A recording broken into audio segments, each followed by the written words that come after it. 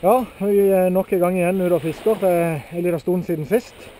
Som vinter har balletag på kjøretyskerne om dagen, og det er jo dette blir frustrert da. Det har vært mange tunge timer med bindestikker i håp om å kunne i hvert fall få følelsen av å drive litt sportsfiske. Men nå har vi og Anders fått pirka oss ut. Vi har trosset 2-3 minusgrader, er det ikke det? Ja.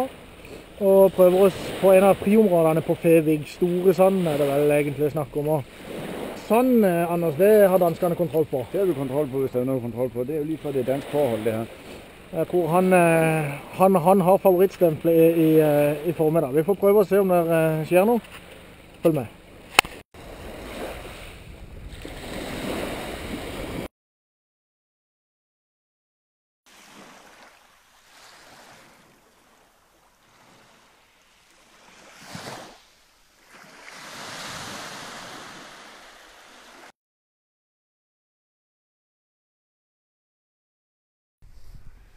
Kaffe i det blå.